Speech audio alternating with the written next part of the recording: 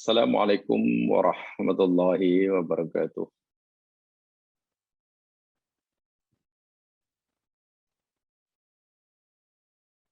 Innal hamdalillah nahmaduhu wa nasta'inuhu wa natubu ilaihi wa nastaghfiruh.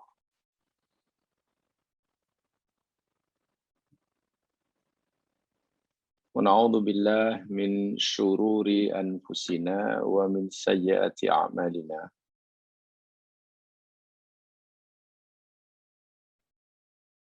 May yahdihillahu fala mudilla lahu wa may yudlil fala hadiya lahu.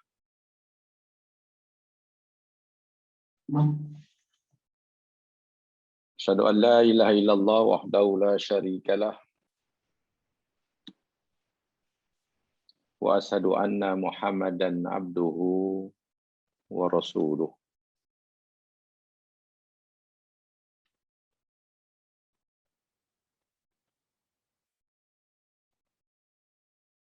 Allahumma a'inna ala dzikrika wa syukrika wa husni ibadatik.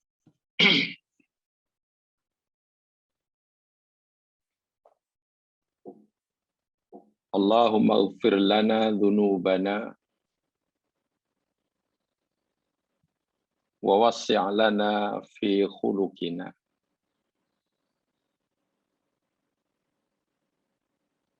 wa tayyib lana kasbana wa qanni'na bima qasamta lana wa la tadhhab bi anfusina ila syai'in qad sarraftahu 'anna.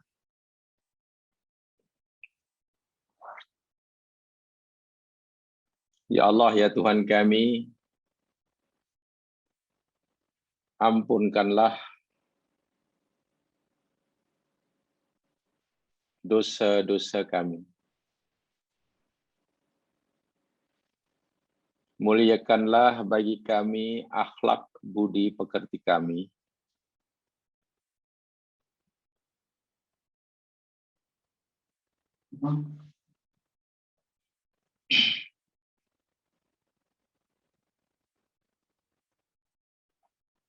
Berilah kami jalan hidup, pintu rezeki yang baik lagi halal. Jadikanlah kami, ya Allah, hamba-Mu yang bersifat qanaah terhadap apa sahaja habuan rezeki yang Engkau telah agihkan buat kami. Ya Allah,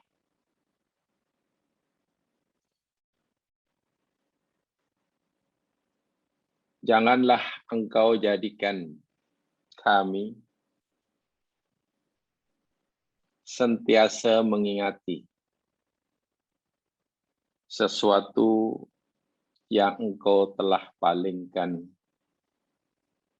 daripada kami.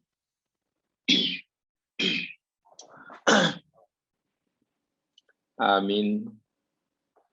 Amin. Ya Rabbal Alamin.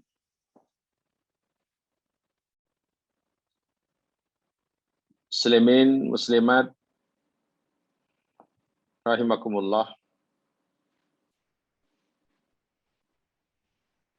Lagi sekali pagi hari ini kita bersua bagi menyambung meneruskan siri kajian kita kaitan dengan hakikatul hayat. Hakikat kehidupan.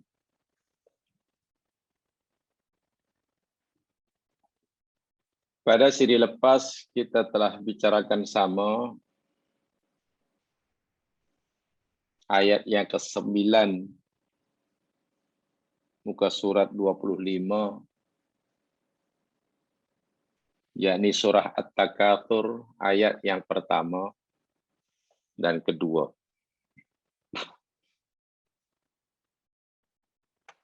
Ayat itu adalah peringatan yang keras daripada Allah buat mereka yang terpedaya oleh At-Takatsur.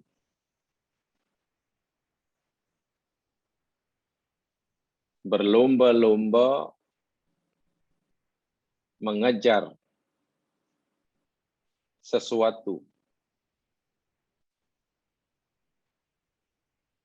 agar ia ingin menjadi orang yang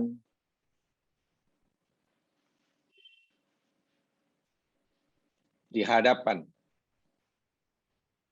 lalu membanggakan apa yang telah dicapainya,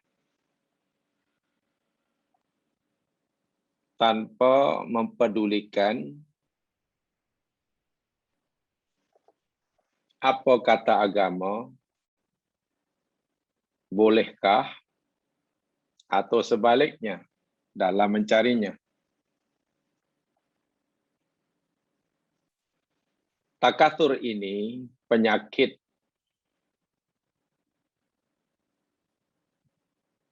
yang tidak akan sembuh hatta ketika seseorang itu mati sekalipun.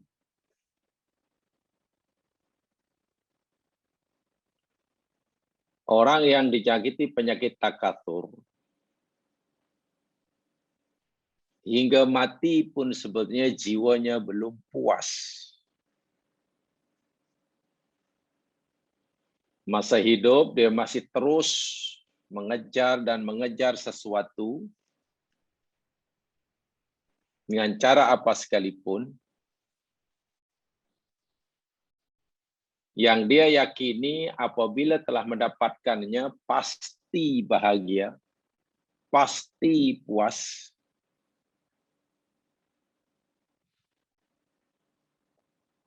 Tetapi bak kata orang alim,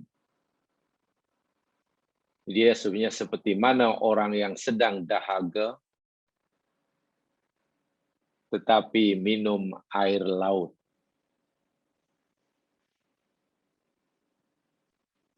Semakin banyak yang diminum,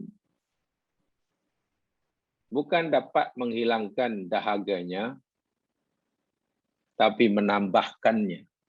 Makin haus, makin haus, makin haus. Sehingga hingga mati sekalipun, bahasa Quran, zurtum al-maqabir, jiwanya belum puas. Kita boleh bayangkan bagaimana menderitanya, tersiksanya jiwa yang seperti ini.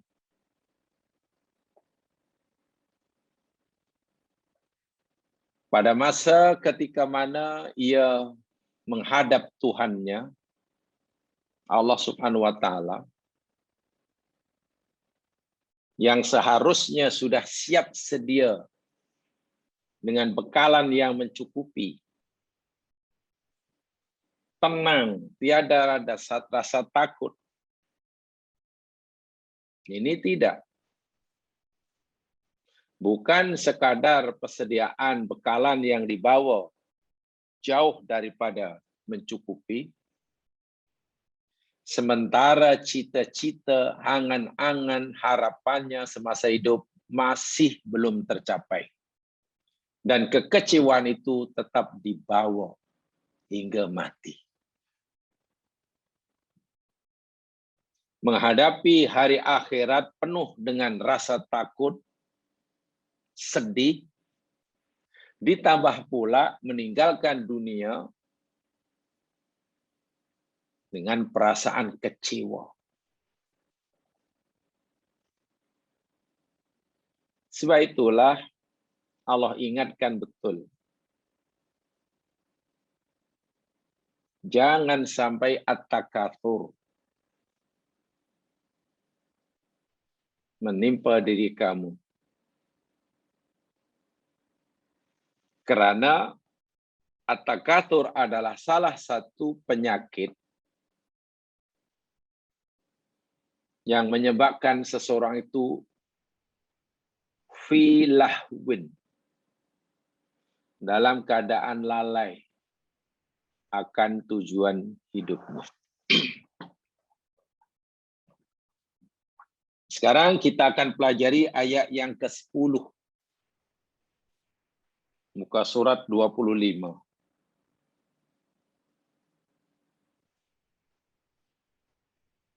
Ada bukunya boleh dilihat.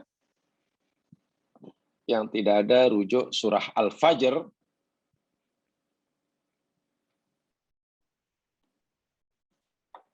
Ayat yang ke-20. Al-Fajr ayat yang ke-20. A'udzu billahi minasyaitonir rajim. Wa tuhibbunal mala hubban jamma. Wa tuhibbunal mala hubban jamma. Dan kamu mencintai harta benda dan kecintaan yang besar. Jammun itu sebenarnya maknanya kathirun. Sangat besar, sangat banyak. Keterlaluan lah. Berlebih-lebihan lah.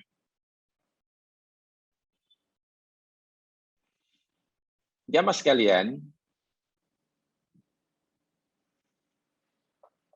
untuk memahami ayat yang ke-10 daripada surah Al-Fajr, peringatan Allah kepada mereka yang mencintai kekayaan ke dunia berlebihan, pemahaman kita tak akan sempurna tanpa memahami sama ayat-ayat sebelumnya. Sebab ayat ini tidak berdiri sendiri. Paling tidak, untuk memahami maksud ayat yang ke-20 ini, bermula pada ayat yang ke-15 lagi. Jadi jemaah boleh lihat ayat Qurannya, sebab rasanya tak sempurna kefahaman kita tentang ayat ini tanpa memahami ayat-ayat sebelumnya. Sebab ini satu rangkaian, ya, satu package lah. Jadi pemahaman kita nanti menjadi tidak sempurna tanpa paling tidak memahami bermula pada ayat 15, 16, 17, 18, 19, 20. Yang terakhir.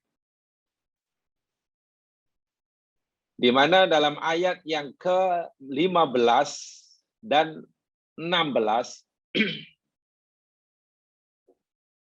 surah Al-Fajr, saya simpulkan saja. Ayat 15 dan 16 Allah Subhanahu wa taala mencela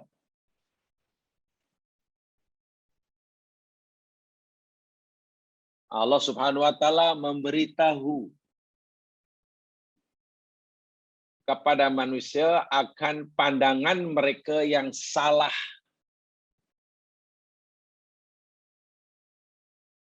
tentang pemberian Allah. Banyak manusia yang salah memahami pemberian Allah. Maksudnya apa? Ramai orang, bila Allah bagi macam-macam kepadanya, tentulah kesenangan dunia maksudnya di sini. Mereka fikir, mereka anggap, mereka yakin Allah sedang memuliakannya. Sementara jika Allah tarik pemberiannya, yang Allah berikan kepada mereka, Allah tarik semula, yang mereka maukan Allah tidak berikan, mereka fikir, mereka yakin, itulah kehinaan. Ayat mudah, bila mereka mendapatkan segala-galanya yang dia mau, itulah kemuliaan. Jika ia tidak memiliki apa-apa, tidak mendapatkan apa yang nak, itulah kehinaan. So, pandangan mereka melihat hina atau mulia, itu tanda arasnya, yakni pada apa yang ada pada diri mereka. Jika banyak harta, mulialah dia. Bila kurang harta, hinalah dia. Padani salah 100%.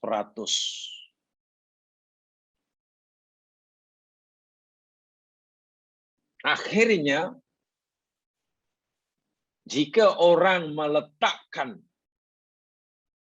tanda aras kemuliaan dan kehinaan hidup itu pada harta,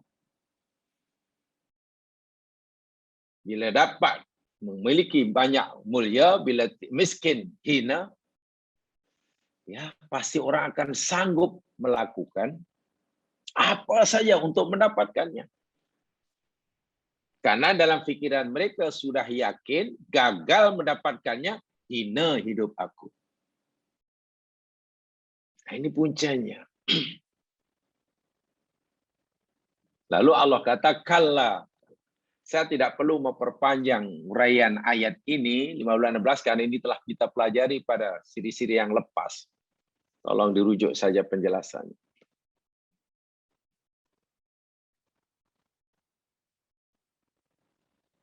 Kesimpulannya, harta benda yang Allah berikan itu, harta akan termasuk atok rububiyah.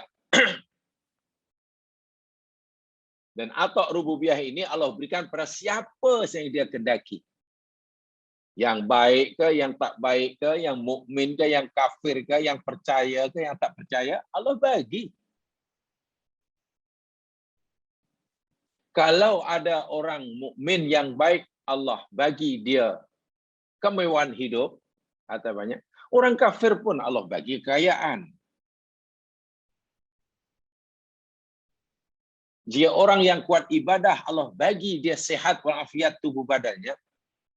Orang kafir yang memusuhi Allah pun Allah bagi kesehatan. Jadi pemberian rububiyah tidak boleh dijadikan tanda aras mulia atau tidaknya seseorang dalam pandangan Allah. Itu satu. Lalu Allah suruh kita memandangnya apa? Sebagai apa pemberian ini? Kesehatan, kekayaan, pangkat, darjah, jawatan, dan lain sebagainya ini. Ya, harta benda ini Allah suruh kita melihatnya sebagai apa? Kalau ia tidak boleh kita lihat, kita anggap sebagai bukti Allah sayang kita atau Allah tak sayang kita. Jamaah sekalian,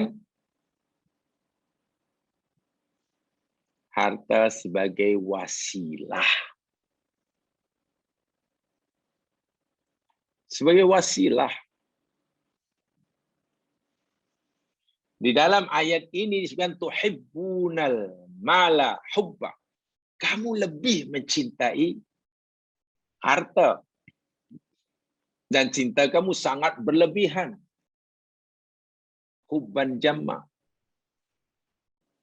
Sehingga kamu melupakan si pemberinya. Allahu Akbar.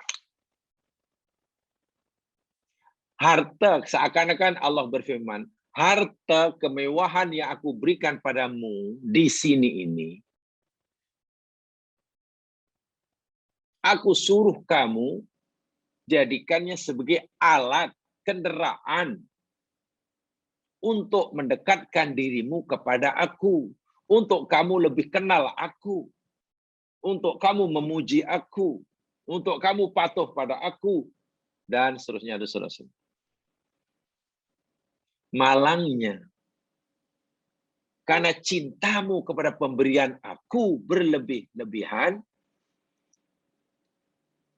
maka pemberianku tidak lagi kamu jadikan sebagai alat, tapi kamu sudah jadikan sebagai tujuan. Sehingga kamu melupai dan tidak kisah siapa aku yang memberinya. Ini jelas celaan Allah, kutukan Allah yang luar biasa pada mereka yang hubul mal. Nanti saya akan jelaskan. Hubul mal memang ada dua, jamaah sekalian. Cinta pada harta ini boleh jadi mahmud, terpuji, boleh jadi madmum, tercela. Nanti akan dijelaskan. Tapi elok terlebih dahulu saya sampaikan makna tuhibbun ini. Hub, cinta.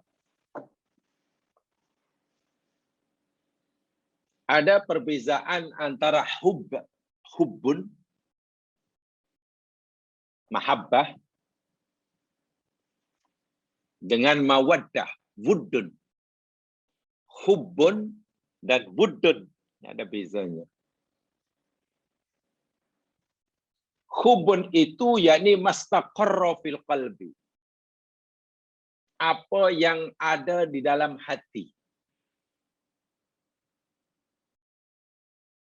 Jadi hubbun, cinta itu apa yang ada menetap di dalam hati seseorang. Tak nampak. Sementara wuddun, mawaddah, ma dhahara fis suluk.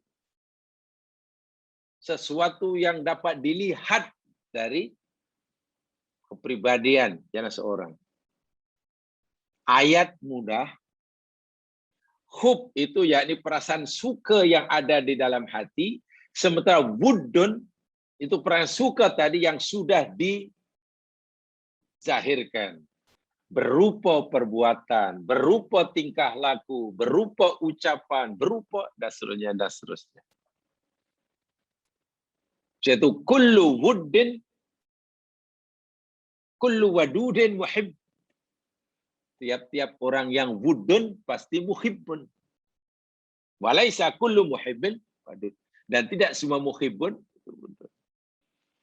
Jadi kalau orang ada perasaan suka saja, suka. Oh, saya suka itu, saya suka. Suka lawan yang benci. Itu namanya hubbun. Tapi kalau perasaan suka tadi kita sudah terjemahkan, kita sudah zahirkan melalui perbuatan. Berusaha untuk mendapatkannya. Sudah nampak kan? Wah, nampak betul lah orang itu suka sungguh tengok. Berusaha. Itu namanya wuddun. Namanya wuddun. Benar bahwa perkataan sifat hubbul dunya, hubbul mal, ini bukan usaha manusia. Itu anugerah Allah Subhanahu wa taala. Setiap manusia lahir saya ke dunia, Allah sudah beri sifat ini. Hubbul mal itu sudah ada. Hubbul dunya itu sudah ada.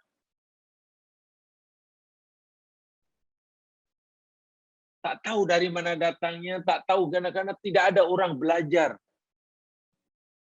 untuk mencintai, menyukai dunia dan ini tidak perlu belajar. Itu anugerah Allah. Anugerah Allah.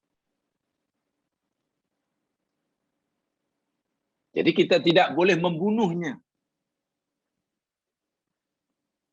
Tidak boleh kita membunuh perasaan hubul dunia atau hubul mal tadi. Hubul mal sebenarnya. Tapi kita juga tidak boleh melampiaskannya, menurutinya tanpa batasan. Agama datang, Islam diturunkan bukan suruh kita untuk membunuh hubbul mal, tapi Islam datang membimbing kita, mengarahkan kita. Setakat mana hubbul mal yang dibenarkan? Apa garis panduannya? Ini pentingnya. Tidak mungkin hilang. Hubbul mal tidak mungkin hilang. Mahabbah kepada harta, mahabbah kepada keluarga, mahabbah kepada apa saja tidak mungkin. Itu anugerah Allah. Dari segi hukum lah, karena itu anugerah Allah, artinya tidak salah orang mencintai harta, itu tidak salah. Itulah. Ada keinginan kepada itu, kemudian itu tidak salah. Karena itu anugerah Allah. Jika ia tidak salah, lalu mana yang dicela oleh ayat ini? Dari aspek mana hubbul mal yang tercela itu? Kan begitu kan? Tadi saya katakan ada hubbul mal yang mahmud, terpuji, ada hubbul mal yang malmum, tercela. Dan itu tidak boleh dihilangkan. Walaupun ada ulama jemaah sekalian, orang boleh menghilangkan hubbul mal, boleh dibunuh, boleh dihilangkan, boleh. Hanya dengan dua cara katanya. Tapi Islam taklah sampai menyuruh seperti itu. Nabi tak mengajar sampai seperti itu. Ada biasanya dalam ajaran tasawuf mungkin adalah. Jadi perasaan cinta yang ada dalam hati terhadap harta benda, terhadap pemberian Allah lah lebih tepatnya ya, terhadap pemberian Allah, dunia dan isinya ini, boleh dihilangkan, boleh dimatikan, boleh dibunuh, hanya ada dengan dua cara katanya. Pertama, yakni rasa cinta pada Allah yang luar biasa.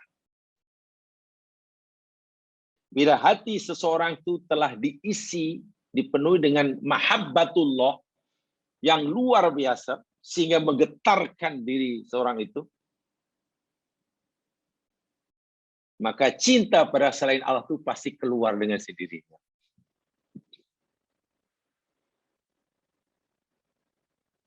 Nah, ini tentulah tidak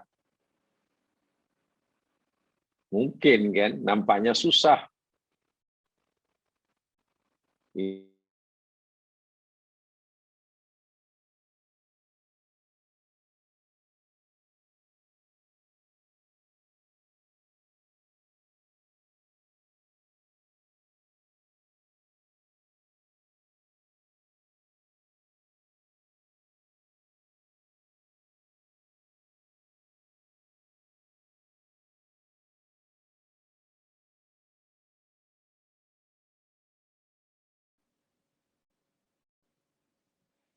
Halo Imran. Halo Imran. Ya Ustaz. Dia keluar kah? Ustaz berhenti tadi. Ustaz terfreeze. InsyaAllah Ustaz boleh sambung. Oh, dah boleh lah dengar. Boleh Ustaz. Okey. Saya ulangi. Cinta kepada harta atau saya apa namanya lebih umum lah. Cinta pada pemberian adalah. Cinta kepada pemberian ini boleh hilang jika dalam hati seseorang itu sudah dipenuhi dengan perasaan cinta kepada si pemberinya. Pemberinya yakni Allah lah. Pemberiannya apa? Ya dunia dan isinya. Sudah tidak Tak ada perasaan cinta pada selain Allah. Karena hatinya sudah dipenuhi. Kalau cinta hablah hingga tingkat itu, cinta kepada pemberian akan hilang. Tapi sadar ini bermakna positif juga bermakna negatif. Dia bermakna positif jika pemberian itu tetap dimilikinya, tetap dicarinya, berusaha untuk mendapatkannya, dan setelah mendapatkannya, dia tidak menginginkannya. Atau dia kurang menginginkannya. Lalu karena dia kurang menginginkannya, kurang menghendakinya, dia dengan senang hati, tanpa ada rasa berat hati, tanpa ada sayang, diberikannya kepada orang yang memerlukan. Itu positifnya. Abu Bakar, ya, ada hubud dunianya, tapi sangat sedikit. Karena apa? Karena hubbul Allah, cintanya kepada pemberinya lebih. Tapi tidak bermakna karena dia tidak ada hubbul malnya sedikit, lalu Abu Bakar berhenti mencari. Tidak. Abu Bakar tetap mencari sehingga kaya raya. Kaya raya Abu Bakar itu jamaah sekalian. Setelah kaya raya mendapatkan macam-macam pemberian Allah, tiba-tiba keinginannya kepada pemberian tadi menjadi kurang. Sehingga banyak benda yang dia miliki, anugerah Allah, dia tidak perlukan. Karena dia tidak memerlukannya, maka diberikannya pada orang lain. Sehingga Abu Bakar menjadi orang yang paling dermawan. Ini bagus. Ini yang dimaksudkan cinta kepada mal menjadi berkurang oleh karena diusir oleh cintanya kepada pemberinya. Makin besar perasaan cinta dalam hati seorang hamba kepada pemberinya, yakni Allah, otomatikali akan semakin kurang cinta hamba tadi kepada pemberian. Orang seperti ini hebat, pasti akan jadi dermawan. Yang negatifnya, jika cintanya pada Allah tadi sehingga menyebabkan mati, cinta pada selain pemberian menjadi mati, sehingga tak nak itu, tanah itu, tanah ini, tanah ini. Bila tak nak, mencari pun tak nak. Karena baginya, buat apa aku mencari? Aku tak perlukan. Buat aku, apa aku memiliki? Ini yang tidak baiknya. Sehingga dunia dan isinya anugerah Allah yang sepatutnya dimanfaatkan, dikuasai oleh orang mukmin, dijadikan alat untuk oleh orang mukmin untuk kebaikan dunia dan akhirat, dikuasai oleh orang kafir. Ini negatifnya. Ini yang tidak baik. Jadi tinggalkan dunia karena dia tidak perlukan. Tanah itu, tanah ini, tanah ini. Islam tak suruh itu. Islam kata, kamu mesti ada keinginan kepada anugerah Allah ini. Kamu mesti ada keinginan untuk mencarinya, mendapatkannya, memilikinya. Cari sebanyak-banyaknya, miliki sebanyak-banyaknya. Dan untuk membangkitkan keinginan untuk mencari, memiliki, ya orang kena suka dahululah. Kalau orang tak suka kepada suatu, takkan tergerak hati nak mencarinya. Selepas dapat banyak, rupa-rupanya dia kurang menginginkannya, kurang menyukainya. Ya, ini rasanya tak perlu bagi saya. Kenapa banyak sangat kepada orang. Itu. Sehingga betul-betul cintanya kepada mal terkawal atau dapat dikawal. Yang kedua yang boleh menghilangkan hubbul mal, mengusir, mengeluarkan daripada hati seorang, asyauq ila liqa'illah. Perasaan rindu yang bersangatan untuk jumpa dengan Allah Subhanahu wa taala. Orang apabila sudah rindu ingin jumpa Allah, jemaah sekalian, dia sudah tidak peduli kanan kiri. Cinta, tadi cinta hingga peringkat rindu. Sebab cinta yang tidak menimbulkan perasaan rindu, itu kan bohong. Cinta yang tidak menimbulkan perasaan rindu, itu bohong. Rindu yang tidak ada keinginan untuk jumpa dengan yang dirindui, itu pun juga bohong. Orang yang mengaku cinta kepada Allah, lebih cinta kepada pemberiannya. Bila tidak rindu untuk jumpa, itu cintanya masih perlu dipertanyakan. Kemudian awak rindu, oh ya saya rindu sekali. Dan jumpa Allah, rindu, ingin jumpa. Rindu, agak rindu Allah. Kalau begitu awak sukalah ingin segera jumpa. Nak jumpa itu tak nak. Saya hanya rindu tapi jumpa tak nak. Itu bohong juga. Itu bohong juga.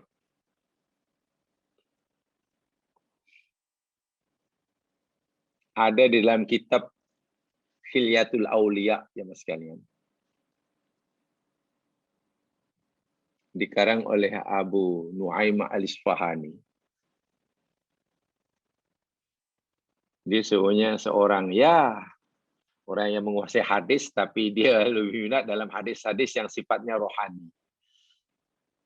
Di karangan bukunya banyak kepada masalah-masalah rohani. Kisah-kisah orang hebat dahulu. Beliau memberikan satu riwayat dalam kitab Hilyatul Auliya dahulu. Ketika Malakul Maut jumpa Nabi Ibrahim,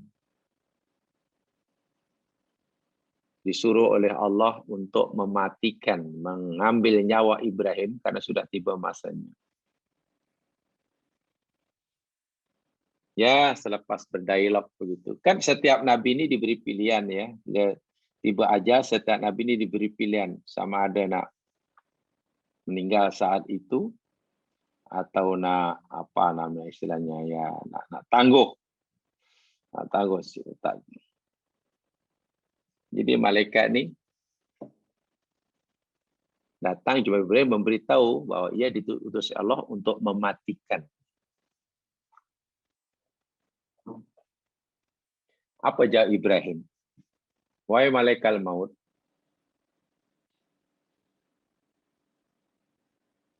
ara'aital habiba yumitul habibah. Pernah kamu melihat,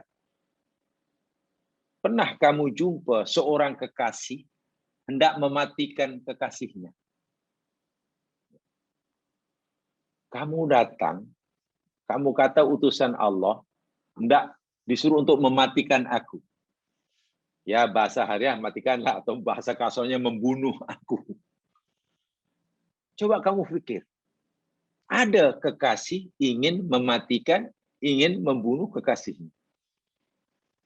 Wah, Malakul Maut pun bingung juga nih nak jawab macam mana. Oh iya ya. Ya mana ada kekasih ingin mematikan, membunuh kekasihnya. Malakul Maut akhirnya report kepada Allah Subhanahu wa taala, ya Allah, Ibrahim tak mau mati.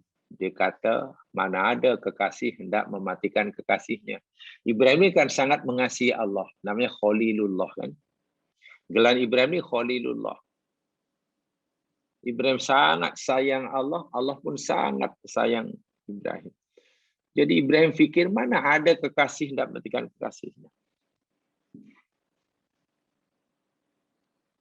Lalu Allah suruh malaikat, tak apalah malaikat, kau jumpa Ibrahim, bagi tahu kepadanya. Bagi tahu padanya. Pernah kamu lihat ara'aital habib yakrahu liqa habib? Pernah kamu nampak ada kekasih tak mau jumpa kekasihnya? Malaikat datang lagi. Wahai Ibrahim, kamu pernah lihat ada kekasih tak mau jumpa kekasihnya. Tak mati itu mana jumpa kekasih. Barulah Nabi bilang, kalau itu aku mau. Tak apa, mati kalau itu mati. Tengok cara berpikir itu pengajaran bagi saya luar biasa lah. Seakan-akan betul ucapan Ibrahim, mana mungkin kekasih ingin membunuh kekasihnya, ingin mematikan, memang tak mungkin. Tapi mana mungkin pula orang yang mengaku kekasih tak mau jumpa kekasihnya. Mati itu jumpa Allah. Ya, orang macam Ibrahim memang jamaah sekalian. Cintanya kepada pemberian ada, tetapi dikalahkan. Coba apa pemberian Allah yang Nabi Ibrahim cintai sehingga mengorbankan cintanya pada Allah? Kan tidak ada kan? Dirinya pun telah dia relakan untuk dibakar, anaknya pun direlakan untuk disembelih, istrinya pun rela untuk ditempatkan di tempat yang tak layak dulu ditinggalkan. Bukan mana tidak cinta, tapi cintanya itu tidaklah sampai menghalang cintanya pada pemberinya. Nah, orang seperti ini, karena Nabi Ibrahim inilah, karena hatinya sudah dipenuhi dengan perasaan cinta kepada pemberi, cintanya pada pemberian menjadi kurang. Rindunya untuk jumpa kepada Allah yang Maha Memberi, maka cintanya kepada pemberian hilang. Itu yang positif. Ibrahim tidak buang kekayaannya. Ibrahim tidak menghentikan usahanya menternak binatang. Lalu buat apa jika ia tidak memerlukan? Jika ia tidak memerlukan ternakannya, kenapa ia terus menternak? Kalau betul-betul orang tidak menyukai kekayaan, kenapa terus mencari kekayaan? Nah, ini dia. Dia mencari kekayaan bukan karena cinta pada kekayaannya. Bukan. Karena ia mencintainya akan dijadikan sebagai alat untuk mencintai pemberinya. Tidak mungkin kita dapat mencintai Allah dengan bersedekah, dengan beramal banyak, dengan bantu orang. Itu kan mencintai Allah itu. Untuk pergi haji, itu kan mencintai Allah. Tidak mungkin kita dapat menjalankan, mewujudkan, menzahirkan cinta kita pada Allah tanpa harta, tanpa pemberiannya. So itu dia rajin mencari harta, suka memiliki banyak supaya dapat ia jadikan sebagai alat. Jadi kalau cinta harta karena harta itu dilihat, dipandang sebagai alat. Saya nak banyak supaya nanti boleh itu. Saya nak banyak supaya boleh itu. Ini mahmud. Terpuji. Tapi kalau cinta harta, semata-mata karena hartanya itu. Bukan dipandang sebagai alat. Ini mazmum. Itu tercela. Kenapa cinta? Ya karena harta. Sebab kalau harta senang kamu. Atau cinta harta dijadikan alat untuk perkara-perkara yang menyukai pada Allah. Itulah yang mazmum. Dalam ayat sebelumnya kita telah pelajari cinta pada harta karena untuk takatur. Itu mazmum. Cinta pada harta yakni untuk tafakhur. Itu mazmum, tercela. Cinta pada harta karena dia fikir bila susah maknanya ya hina ini. Apalagi dalam istilah agama ada istilah tanaum dan saadah. Itu tak apalah, itu tajuk yang lain itu ya. Itu kaitannya tajuk lain. Ada tanaum, ada saadah, itu beza. Tanaum itu bersenang-senang ya Mas kan, menikmati kan. Saadah itu kebahagiaan. Orang kadang tidak boleh bezakan antara tanaum dan saadah. Antara hidup senang-senang karena segala-gala yang dia nak dapat dengan bahagia. Karena tidak boleh bisa agama membeza apa? Memandang kedua-duanya suatu yang berbeza sama antara tanaum, hidup senang, senang karena segala yang diperlukan ada, kun fayakun, dengan sa'adah, bahagia, itu berbeza. Berbeza. Orang bahagia, mungkin tanaumnya tidak ada. Ya, saya nak bagi contoh lah. Saya suka membayangkan. Kalaulah kita boleh berbayang. Ketika Maryam alaihissalam duduk seorang diri di pondok.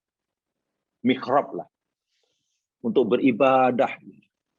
Lalu makin jauh.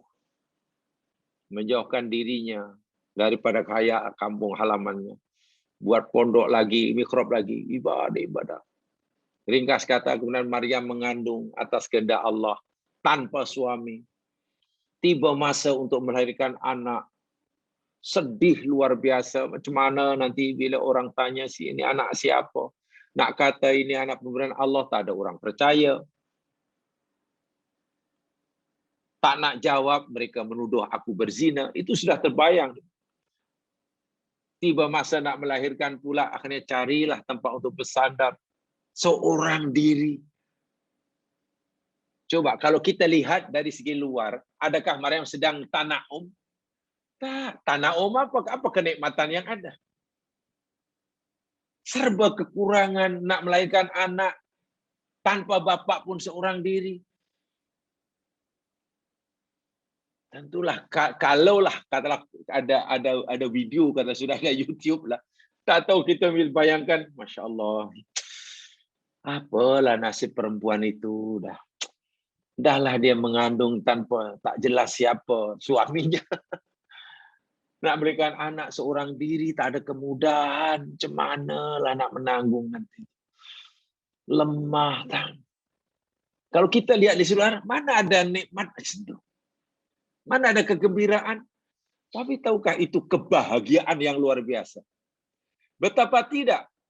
Mungkin nikmat dunia Allah jauhkan daripada Maryam saat itu. Tetapi pemberi nikmat, yakni Allah, dekat dengannya. Dekatnya si pemberi, yakni Allah kepada hambanya, itulah kebahagiaan yang sebenarnya. Sekaligus kenikmatan bagi si yang mengalaminya. Walaupun bagi orang yang melihat mungkin, itu menderita itu orang. Menderita itu orang. Mungkin kita katakan itu. Masya Allah. Khawlah binti Tha'labah. Itu yang mengadu pada Rasulullah yang miskin. Umurnya sudah lanjut, miskin, suaminya pula mendiharnya, sedih sekali. Mengadu pada Rasul, dijawab oleh Nabi, bahwa khawlah sudah tidak halal bagi suaminya. Dia tak puas hati mengadu kepada Allah seorang diri. Suaranya dengar oleh Allah, turun ayat surah Al-Mujadalah. Kisnya dibela, subhanallah. Hidupnya miskin. Pada zaman Nabi miskin, pada zaman Abu Bakar masih miskin. Abu Bakar wafat, tukar Umar jadi khalifah, masih miskin. Ketika Umar berjalan dengan pengawalnya, terjumpalah khawlah yang sudah tua dan masih tak miskin ini, hidup ala kadarnya. Rehat di tepi jalan, dipanggilnya Umar. Setelah diberi salam, Umar pun turun, lalu diberi nasihat. Dan nasihatnya keras sekali. Baik Umar, kamu pemimpin, kamu kena amanah, bawa umat ini pada jalan yang benar. Ingat akan, sangat keras nasihatnya. Umar duduk mendengar. Pasukan pengawal Umar pun heran. Macam mana khalifah yang hebat sanggup turun dari kendaraan, duduk depan perempuan tua tepi jalan mendengar nasihatnya. Tak berani angkat muka. Umar minta izin, kalau dibenarkan, lalu diizinkan. Sahabat bertanya, siapa itu Amirul Mukminin?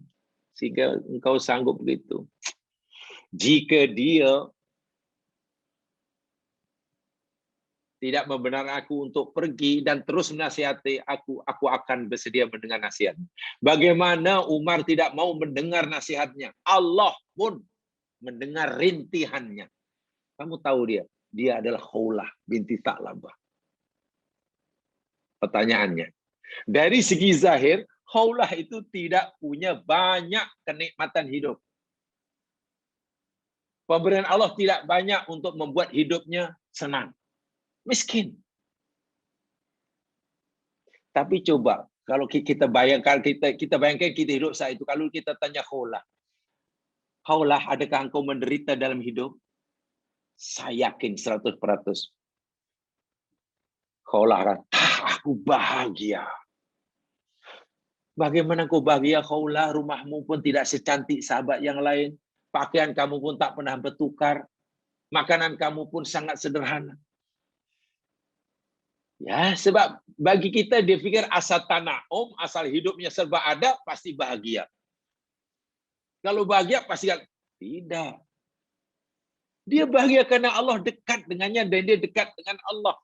Orang yang dekat hampir kepada pemberinya pasti bahagia. Walaupun pemberiannya sedikit. Sementara orang yang mendapatkan banyak pemberian, mencintai pemberian, tetapi lupa akan pemberinya, pasti dia sakawah, bukan sa'adah. Sakawah itu maknanya ya menderita lah. Kalau bahasa kasarnya celaka. Tapi dari segi mata kasar, gembira karena boleh jalan sana, jalan sini, boleh gelak sana, gelak sini. Makan apa siapa boleh, makan dimanapun boleh, makan apapun boleh, bahkan makan siapapun. Kesampaian. Seakan-akan. Nah itu yang rangkaian ayatnya yang disebutkan sebelumnya itu begitu. Itu yang dilarang oleh Allah, itu yang dicela oleh Allah. Cintamu kepada pemberian aku membuat kamu buta terhadap aku, tidak kenal aku. Walhal pemberian yang Allah berikan itu, walaupun kita boleh mencintainya, karena dengan mencintainya akan timbul keinginan untuk mencari, memiliki. Allah maukan ia menjadi alat, sebagai alat, bukan tujuan. Sebab kalau ia sebagai tujuan, jamaah sekalian, kalau cinta harta itu sebagai tujuan lah. Ada satu definisi yang diberikan oleh seorang pakar psikologi. Mungkin jamaah kenal orang ini yang pakar psikologi. Robert Sternberg namanya. Robert Sternberg mengungkapkan bahwa cinta adalah bentuk emosi manusia yang paling dalam hatinya dan yang paling diharapkan olehnya. Manusia mungkin akan berbohong, sanggup berbohong, sanggup menipu, mencuri, bahkan sanggup membunuh atas nama cinta. Dan lebih baik mati daripada kehilangan cinta. Seorang pakar psikologi hingga membayangkan cinta itu. Sekarang bayangkan, kalau cintanya pada harta.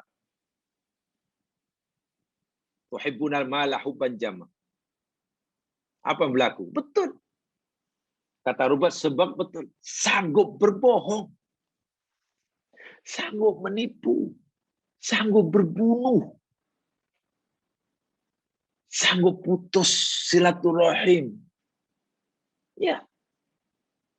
Cinta kepada harta, cinta pada pemberian, ya Mas Ilan. Karena pemberian itu dijadikan tujuan. kawan jadi lawan. Menipu, berbohong, hingga peringkat membunuh itu.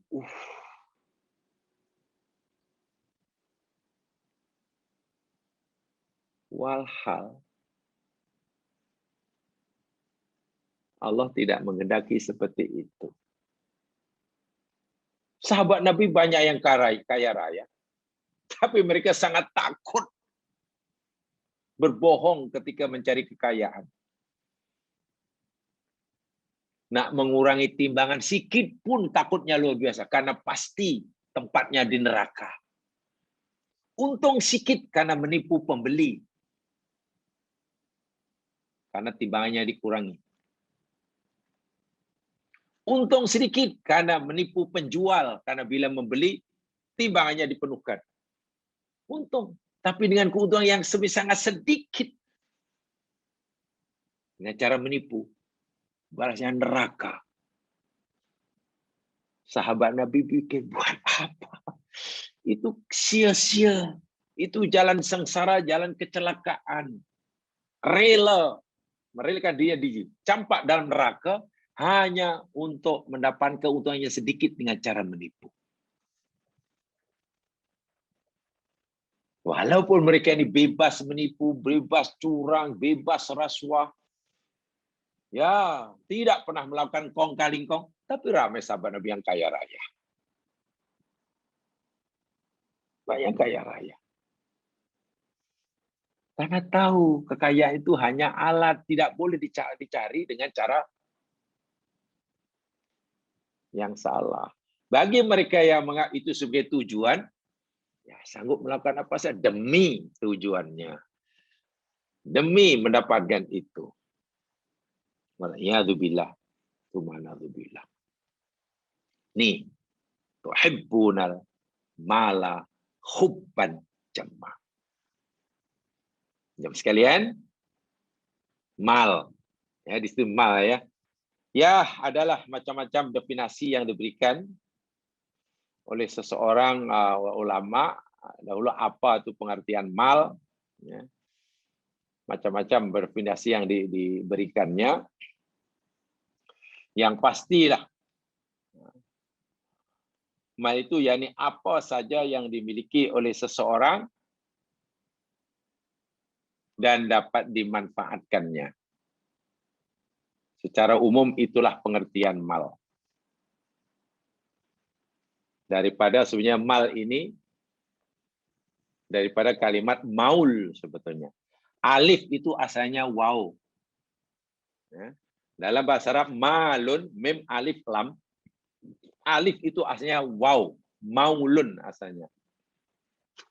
Jadi mala yamulu. Mala yamulu maulun. Asalnya. Lalu waw itu ditukar jadi alif menjadi malun. Ma yamlikuhul insanu min kulli syai'in wa yantafi'u bih. Apa saja yang dimiliki oleh seseorang manusia yang dia boleh manfaatkannya. Ada nilai maksudnya. Itu mal. Jadi umumlah. Apa saja.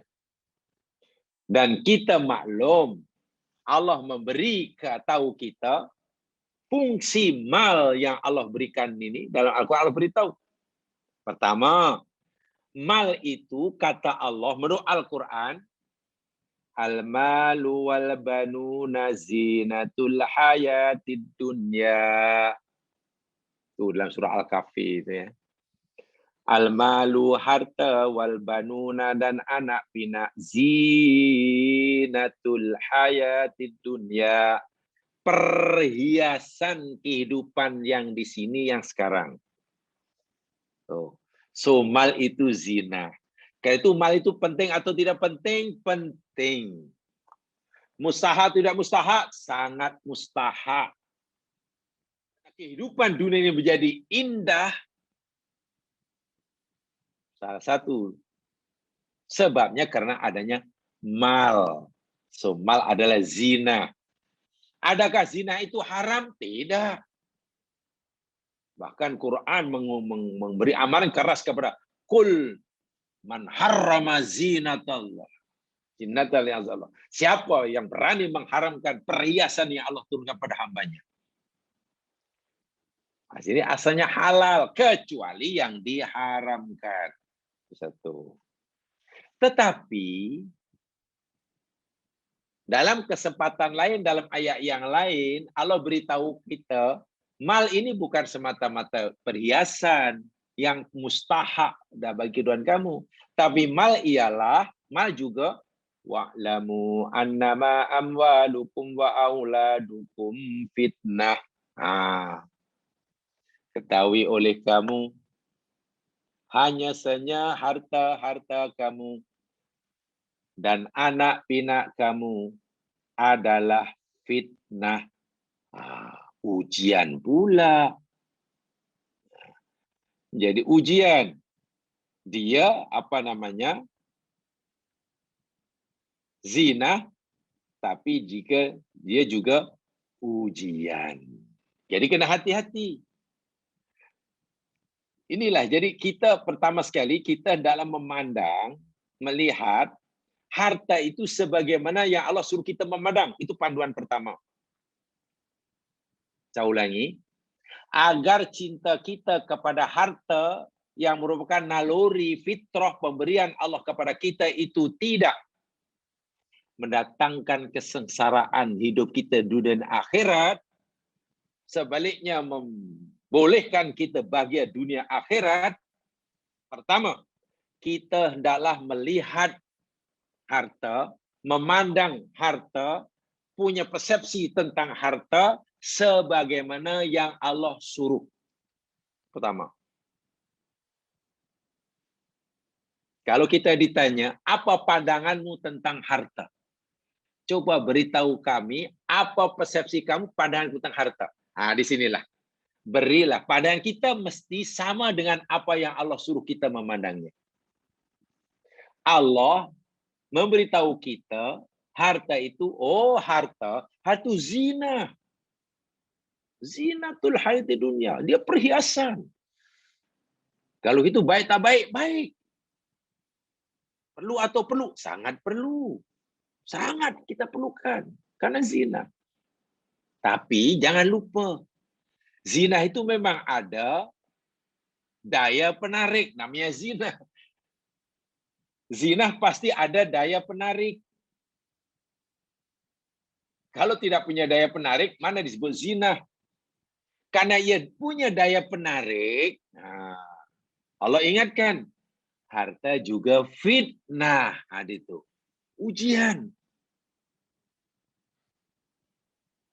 Karena ia punya daya penarik, itu bagus. Karena dengan daya penarik itu kamu tertarik, sehingga kamu ada keinginan untuk mencari, untuk memiliki.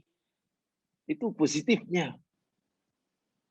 Negatifnya, karena punya daya penarik, kalau kamu tidak kuat dengan daya tarikannya, kamu hanyut. Oh iya pula ya. Inilah, jadi di sini perlu hati-hati di mana batasan yang agama. Lalu apa lagi? Oh, harta itu penting. Sebab harta itu kata Allah dalam surah An-Nisa ayat 5. Wala tu'tus sufaha'a amwalakum allati ja'alallahu lakum qiyaman. Masya Allah.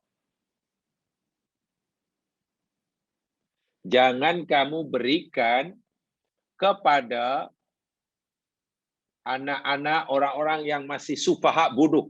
Bodoh sih maknanya belum mampu mengurus kekayaan sendiri.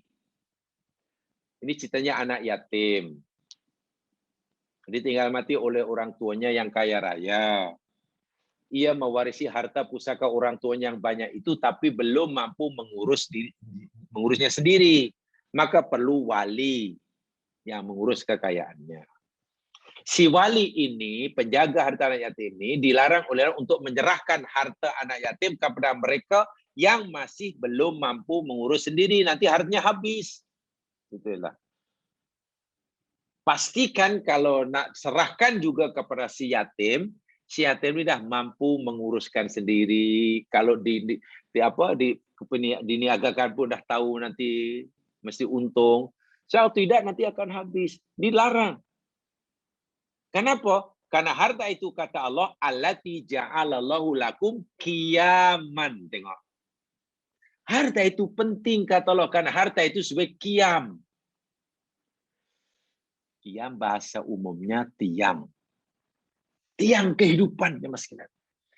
Hidup kita di dunia tidak akan sempurna menjadi makhluk sosial, anggota masyarakat, sebagai ketua rumah tangga, ayah bagi anak-anaknya, suami bagi istrinya, orang mukmin untuk agamanya, tidak sempurna tanpa harta. Sebab harta itu qiyam. Tiang bagi kehidupan bermasyarakat, berkeluarga, kehidupan beragama. Bagaimana mungkin kita menegakkan agama Allah tanpa harta?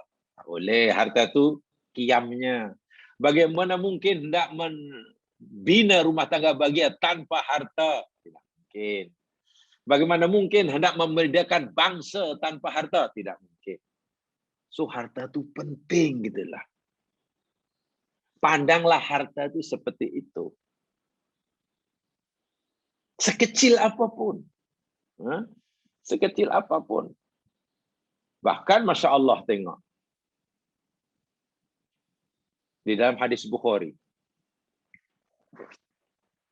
Ketika Sa'ad bin Abi Waqqas. Sa'ad bin Waqqas ini orang kaya aja mas kalian. Sa'ad bin Abi Waqqas adalah orang yang kaya. Ketika ia sakit, yang dia ya yakinlah akan menemui ajalnya, dia bertanya pada Rasulullah SAW hendak mewakafkan seluruh kekayaannya. Karena dia hanya mempunyai seorang anak perempuan saat itu. Ana maridun di Makkah, katanya, aku pernah sakit di Makkah. Kemudian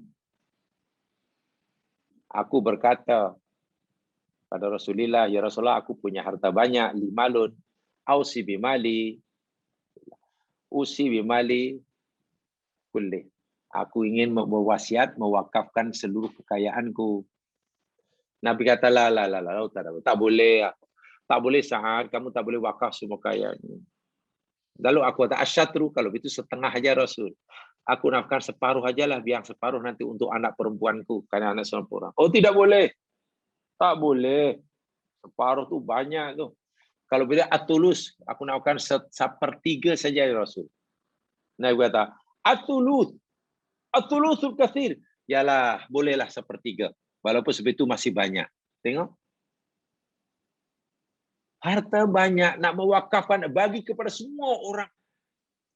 Nabi tak pernah tak. Okeylah, maksimum 1/3. Lalu untuk siapa yang 2/3? Kenapa suruh simpan 2/3? Apa kata Nabi pada Sa'ad bin Waqqas?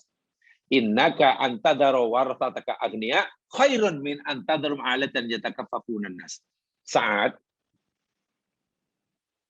jika sekiranya kamu nanti menemui ajal kamu, dan kamu meninggalkan ahli warismu, walaupun ahli warismu hanya seorang perempuan. Waktu itu Sa'ad baru punya seorang anak perempuan.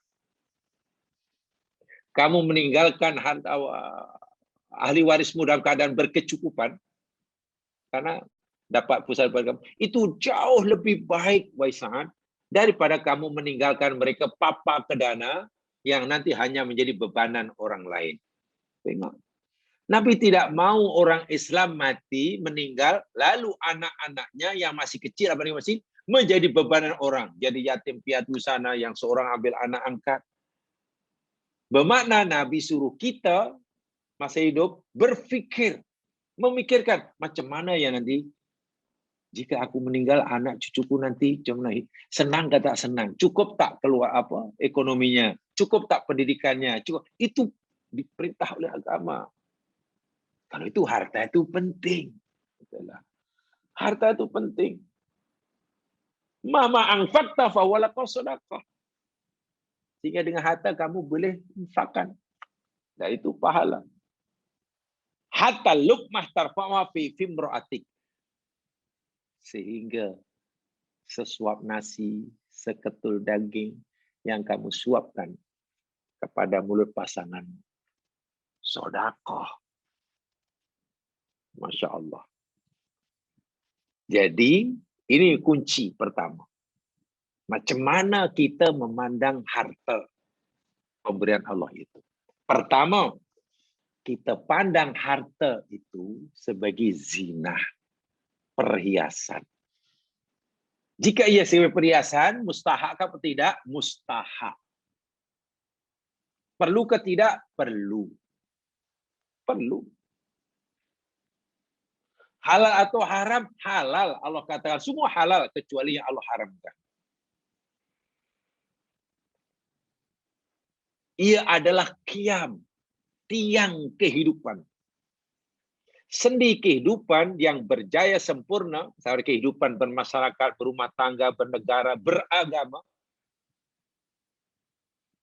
tidak akan dapat dibina dengan sempurna tanpa tiang. Tiangnya itu apa? Harta. Kalau itu harta penting? Ya, sangat penting. Boleh mencarinya? Siapa yang melarang? Dan untuk mencarinya, memilikinya, perlu ada keinginan. Cinta. Tapi Allah ingatkan lagi, walaupun itu penting, sangat mustahak, ingat, itu adalah fitnah. Ujian. Ujian. Daya tak pernah tariknya, daya pemikatnya sangat kuat.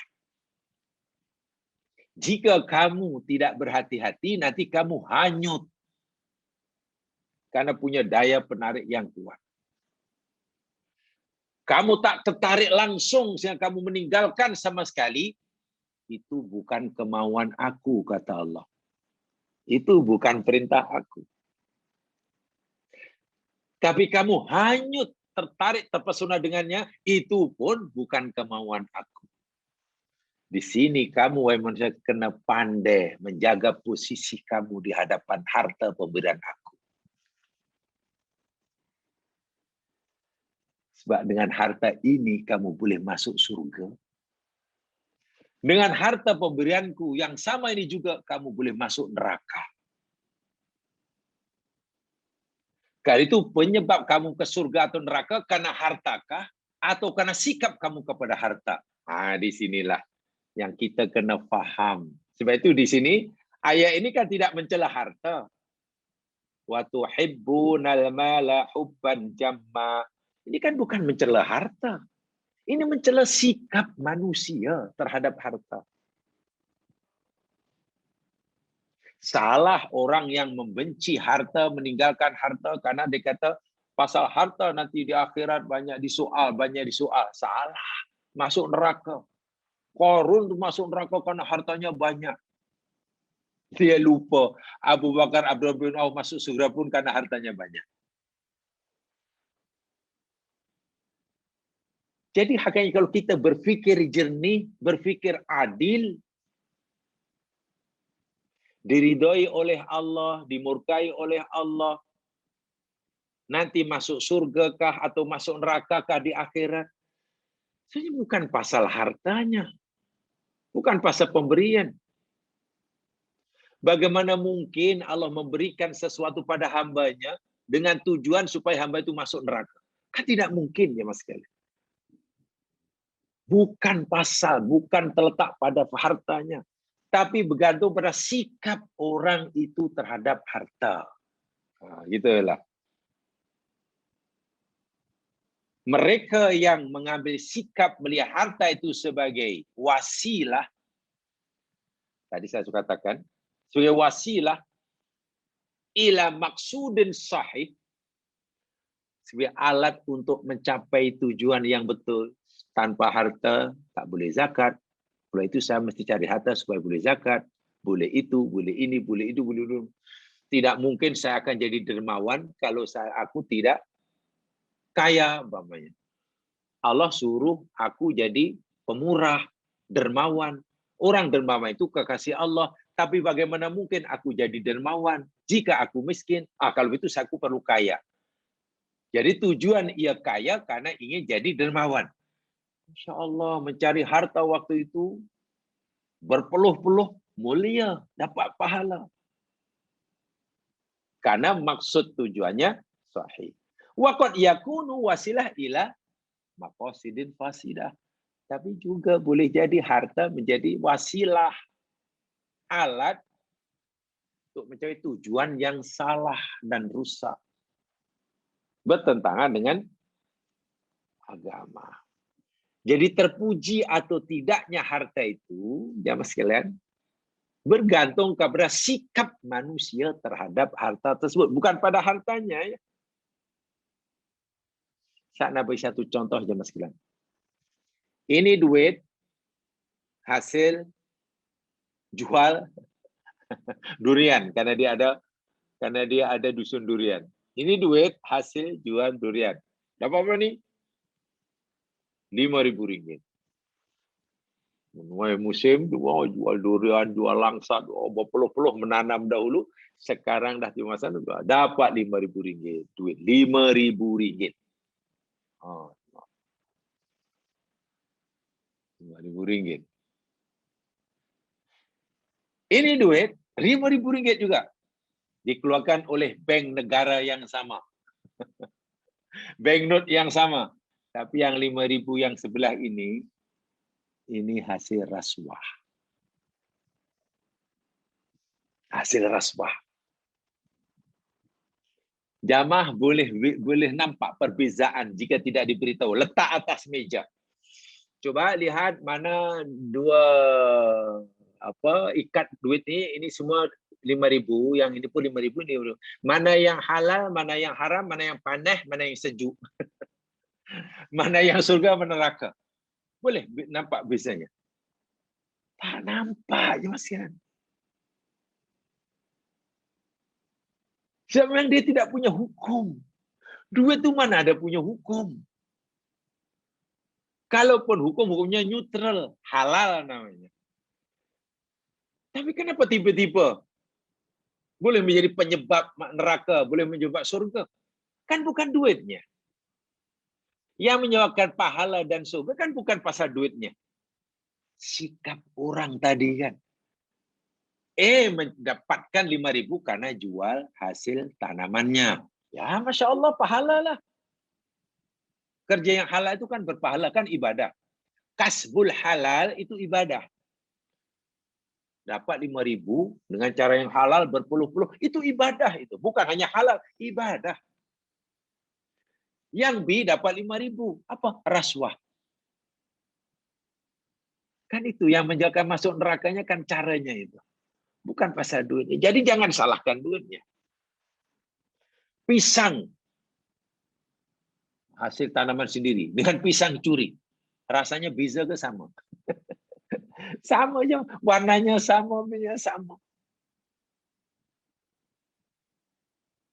Seperti itu Allah katakan tadi. Dalam ayat yang saya katakan. Jika berbeza akibatnya. Satu berakibat surga, satu berakibat neraka. Itu karena sikap manusia. Faham ya? Jadi yang dicela oleh Allah dalam ayat itu hibbunal mala, jangan disalahkan hartanya. Akhirnya dibencinya harta karena tak mau. Itu salah. Betulkan sikap kita. Sebab kalau sikap kita betul dalam memandang harta, memandang dunia, Masya Allah, surga tempatnya.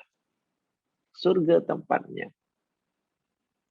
Orang yang Allah sebutkan dalam surah Al-Fajr, dalam ayat 15-16 itu salah sikapnya. Bila dapat banyak, ini pasti maknanya aku dimuliakan oleh Allah. Kalau tak dapat, ini kesengsaraan hidup. Itu salah dia. Kenapa meletakkan kemuliaan dan kehinaan diri pada pemberian, bukan pada yang memberi. Itu salah dia. Jadi sudah menjadikan pemberian Allah sebagai tujuan, bukan wasilah. Itu yang salah. Jadi terpuji atau tidaknya, tercela atau sebaliknya, Bergantung pada sikap orang itu. Tapi jangan dibunuh. Cinta pada harta, lagi sekali, jangan dibunuh.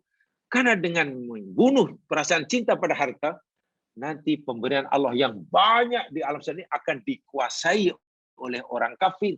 Sedangkan Nabi bersabda, al-malus soleh biyadir sawajudis soleh. Harta yang baik itu, harta yang berada di tangan orang yang baik. Tengok. Harta yang soleh itu, yakni harta yang berada di tangan orang soleh. Bayangkan jika yang kaya raya itu orang yang soleh belaka. Aman ya mas kalian. Kenapa? Karena bila orang yang soleh, yang kaya itu orang soleh, masa mencarinya pun tidak menipu. Tidak curang. Tidak khianat. Dan sekarang bila sudah jadi kaya pun, dia tidak loki. Dia akan menjadi payung kepada orang-orang lain yang susah.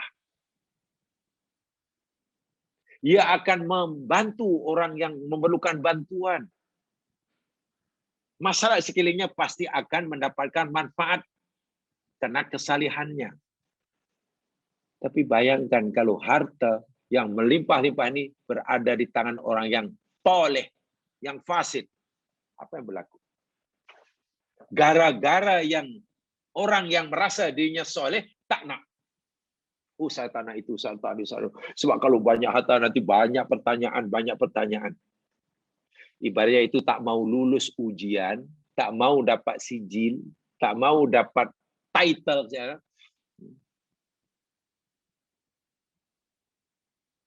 Tak mau masuk bilik peperiksaan. Oh, kalau masuk peperiksaan nanti banyak pertanyaan. Tak nak periksa. Tapi saya nak sijil. Mana ada orang nak dapat degree tapi tak nak periksa. Mana ada ingin cepat masuk dunia tapi meninggalkan sebab masuk surga tapi ingin nak tinggalkan dunia.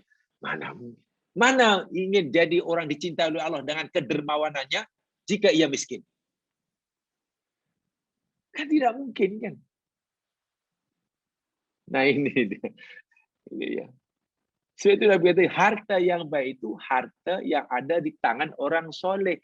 Jadi seeloknya orang yang soleh, orang yang baik, orang yang kuat iman, itu kaya ya mas sekalian. Bukan miskin. Usahakan orang yang punya agama itu kaya. Kaya dalam arti kata punya harta atau anugerah Allah melebihi daripada yang dia perlukan. Itu maksud saya kaya ya, jangan salah paham. Kaya maksudnya dia berusaha mencari harta sehingga memiliki jumlah yang besar melebihi daripada keperluannya. Kalau dia perlu 10, dia berjaya mengumpulkan 15 umpamanya. Sehingga dia ada baki 5. Karena merasa ada baki, yang 5 itu diberi padakan orang lain. Itu luar biasa. Jadi jangan kadang-kadang, tuan-tuan ingat ada harta itu adalah racun kehidupan. Tengok korun.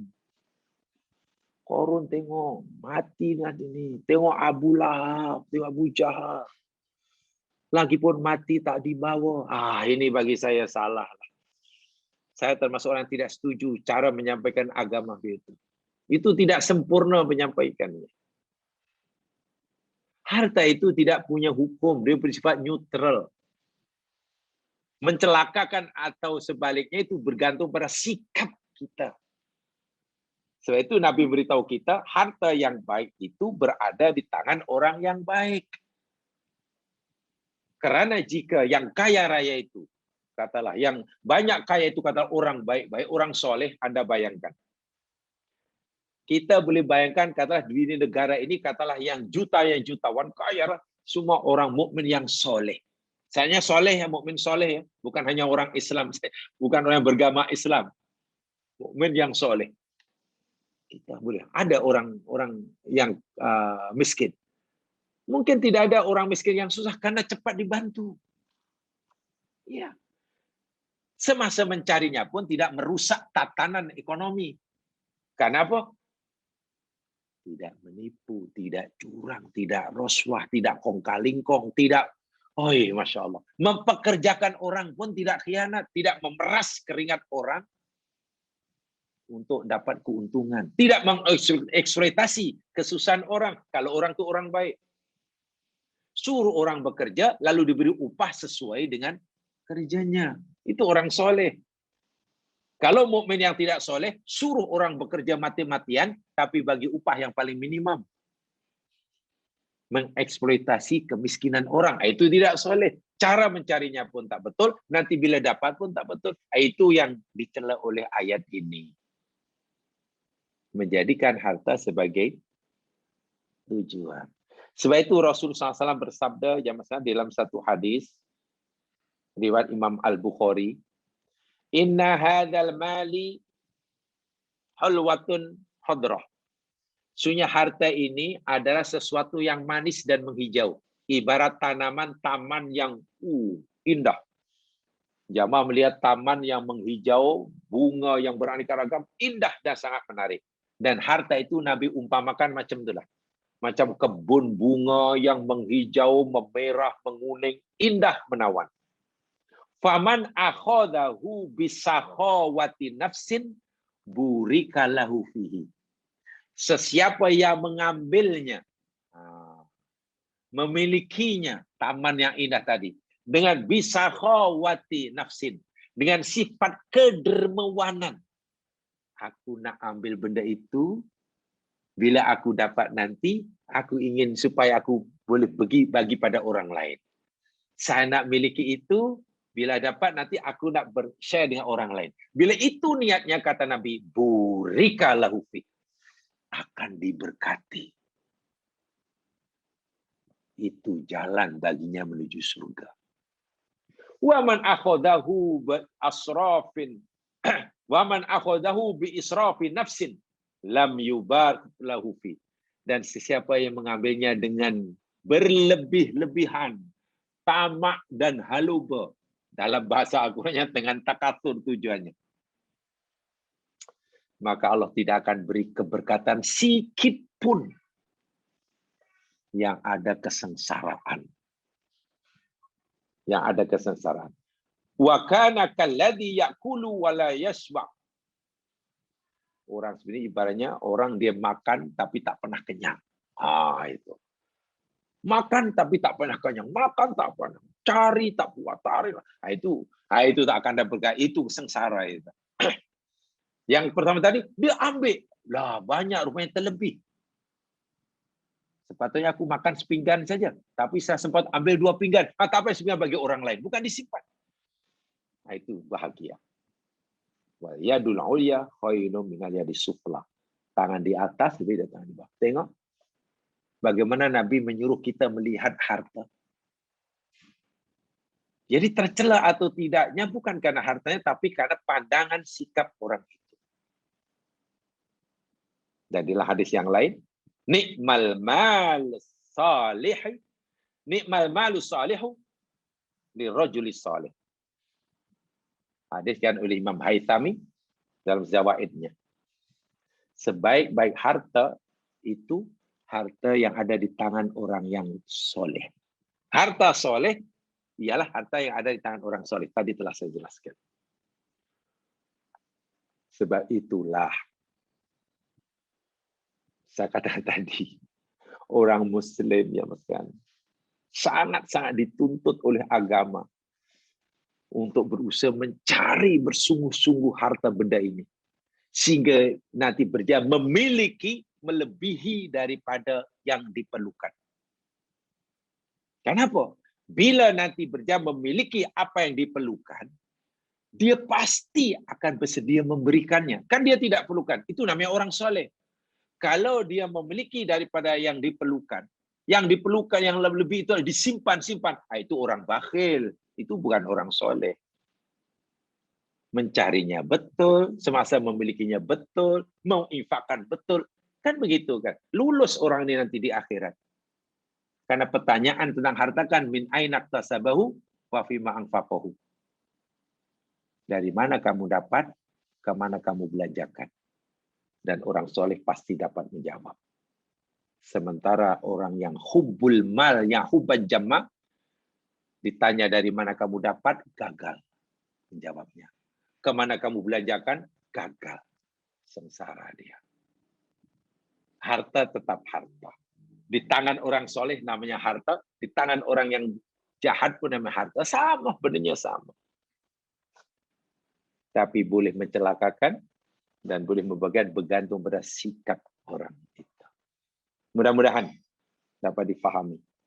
Jadi peringatan bagi saya menyampaikan. Alhamdulillah kalau dapat dikongsi bersama. Subhanakallahumma bihamdika. Asyhadu an la ilaha illa anta astaghfiruka wa atubu ilaik. A'udzu billahi wal 'asr. Innal insana fi khusr. Illa alladziina aamanu wa 'amilus shalihat. Wa tawassaw bil haqq. Wa tawassaw bis sabr. Assalamualaikum warahmatullahi wabarakatuh.